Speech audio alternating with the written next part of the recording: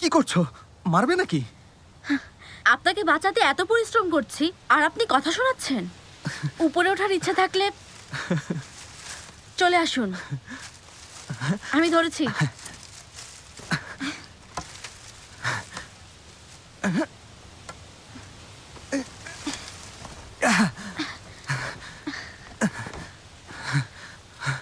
অবশেষে।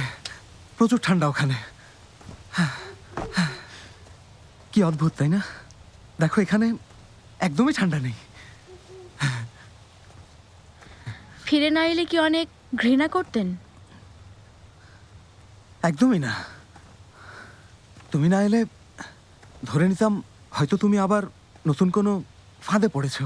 হ্যাঁ, আর সেখানে বসে বসে কাঁদতে কাঁদতে বলছো, প্রিন্স ইয়ান আপনি কোথায়?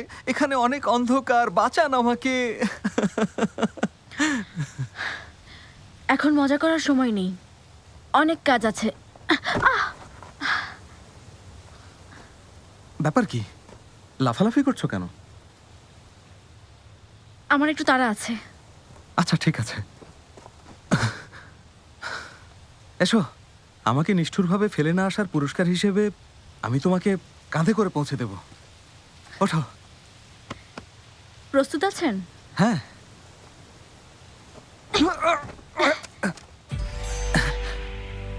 এটা কি? কিছু না। একটা মেয়ে মানুষ এত ভারী? চলুন না,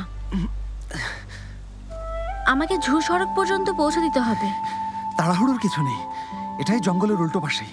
অনেক কষ্ট হচ্ছে? কষ্ট হচ্ছে না, তবে নতুন অভিজ্ঞতা হচ্ছে। ঠিক করে নিন না, পড়ে যাচ্ছি তো।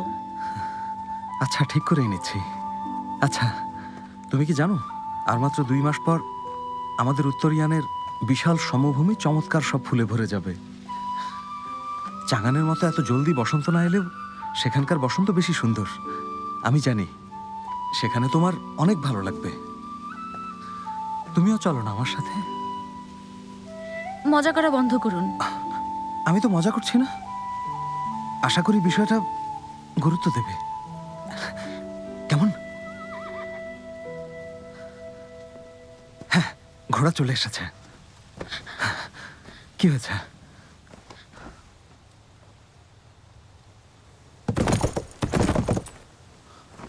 এর মানে?